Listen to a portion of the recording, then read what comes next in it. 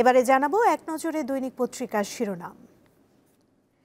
আমাদের হাতে প্রথমে দেখতে পাচ্ছি প্রথম আলো পত্রিকা, যার প্রধান শিরোনামে রয়েছে নারীর প্রতি সব ধরনের সহিংসতার বিরুদ্ধে জাতীয় সংসদ ভবনের সামনে মানববন্ধন শেষে বিক্ষোভ, সীমান্তে কড়াকড়ির মধ্যেও থেমে নেই নারী পাচার।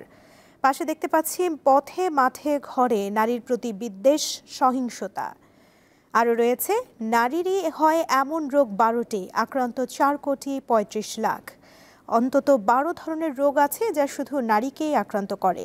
3টি রোগে আক্রান্ত নারীর হার বৈশ্বিক গড়ের চেয়ে বেশি। এছাড়া নির্বাচনের আগে জুলাই সনদ কার্যকর দেখতে চায় এনসিপি। যুগান্তর পত্রিকার প্রধান শিরোনামে রয়েছে রাজধানীর পল্টনে শুক্রবার নিষিদ্ধ ঘোষিত হিজবুত তাহরীর সমর্থকদের মিছিলে পুলিশের লাঠিপেটা। এছাড়া ভোল পাল্টে শতাধিক পুলিশ কর্মকর্তা এখনও প্রভাবশালী, ফ্যাসিস্টের দোসররা বহাল।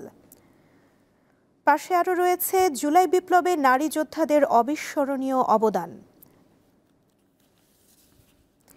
দৈনিক ইত্তেফাকের প্রধান শিরোনামে রয়েছে পুলিশের বাধায় হিজবুত তাহরীরের মিছিল ছত্রভঙ্গ, ডিবিতে আটক ব্যক্তিকে ছাড়িয়ে নিয়ে গেলেন উপদেষ্টা আসিফ।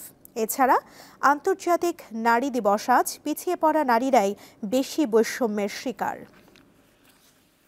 দেখে নিলাম আজকের দৈনিক পত্রিকার শিরোনামগুলো।